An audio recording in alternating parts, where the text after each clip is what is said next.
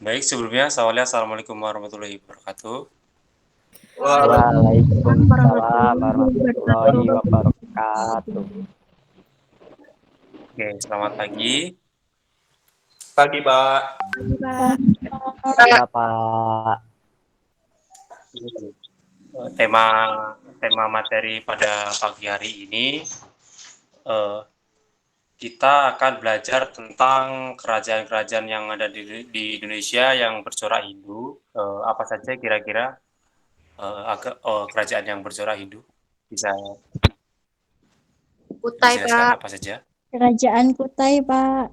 Baik, Jaya, Ah, Jepahit, banyak, Pak. ya, Pak, banyak, Pak. Oke, kita lebih kalau kita menjelaskan semua kerajaan-kerajaan yang bersejarah itu pastinya waktunya tidak akan cukup. Jadi kita akan belajar tentang kerajaan Kutai yang ada di Indonesia yang bercorak Hindu. Oke, seperti inilah gambar kerajaan Kutai bisa dilihat ya. Seperti itu gambarnya. Kerajaan Kutai adalah kerajaan tertua dan merupakan kerajaan Hindu pertama di Indonesia yang diperkirakan berdiri sekitar tahun 400 sampai 500 Masehi. Kerajaan ini memiliki hubungan perdagangan dengan India, meskipun letak kerajaan Kutai sendiri tidak terletak di jalur perdagangan Nusantara. Dari hubungan perdagangan dengan India ini diketahui bahwa awal penyebaran pengaruh Hindu dimulai. Salah satu bukti kerajaan Kutai memiliki hubungan perdagangan dengan India ditemukannya prasasti Yupa. Dengan bahasa Sanskerta sendiri diketahui sebagai bahasa klasik Hindia yang merupakan sebuah bahasa liturgis dalam kepercayaan kepada Tuhan Hindu, Buddha, dan dinamisme. Dan kemudian letak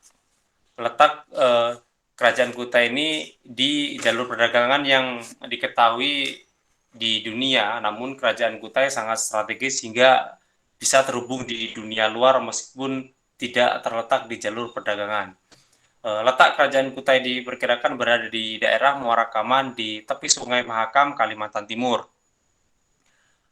Sungai Mahakam merupakan sungai yang berukuran cukup besar, memiliki beberapa anak sungai. Lokasi pertemuan antara Sungai Mahakam dan anak sungainya diperkirakan merupakan letak Muara Kaman di masa lampau. Sungai Mahakam dengan ukurannya yang cukup besar memungkinkan untuk dilayari dari pantai hingga masuk ke Muara Kaman, maka dari itu bisa diperkirakan menjadi jalur perdagangan yang strategis. Seperti inilah gambar-gambarnya. Seperti yang kita tahu bahwa kerajaan dulu itu pasti di tepi-tepi sungai untuk mempermudah atau mengakses untuk mengekspor atau mengimpor barang. Kemudian pendirinya yaitu seperti pendiri kerajaan Kutai adalah Kundungga, kemudian dengan gelar Maharaja Kundungga Anumerta Demawarman. Menurut sejarah, Kundungga merupakan seorang pembesar dari kerajaan Champa yang terletak di Kamboja. Pada masa pemerintahan Kundungga belum ada sistem pemerintahan yang teratur dan sistematis. Setelah masa pemerintahan Kundungga, pemerintah kerajaan Kutai dilanjutkan oleh anak Kundungga yang bernama Asmawarman. Bisa dilihat gambarnya.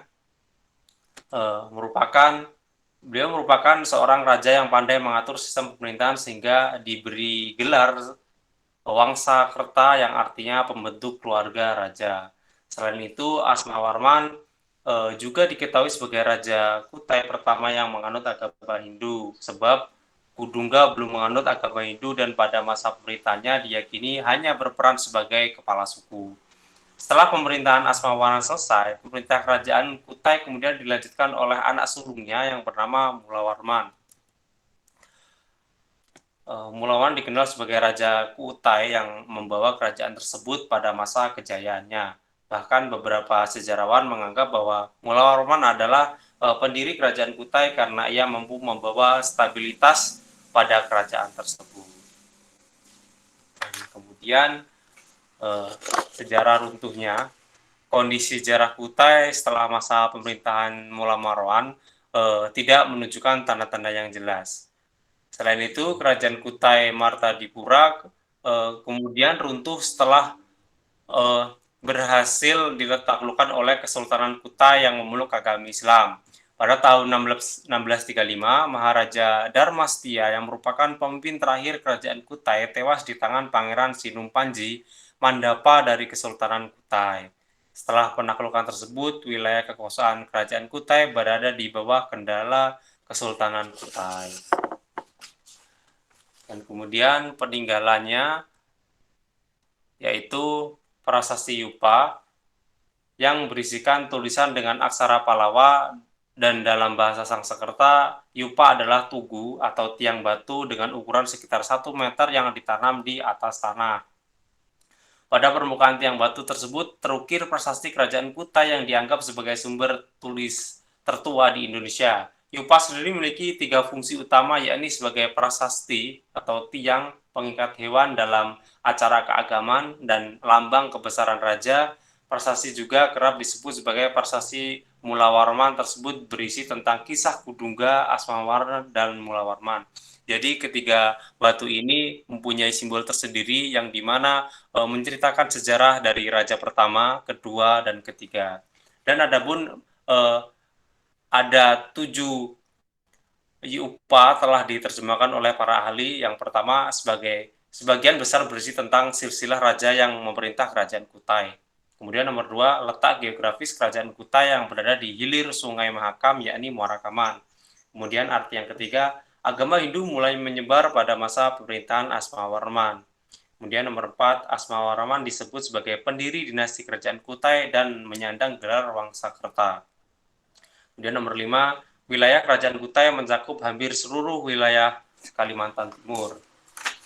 Dan yang nomor 6, menggambarkan kondisi kehidupan ekonomi kerajaan Kutai yang sejahtera dan aman. Kemudian arti yang terakhir nomor 7, menceritakan kebaikan Raja Mulawarman yang menyumbangkan 20.000 ekor sapi kepada Brahmana.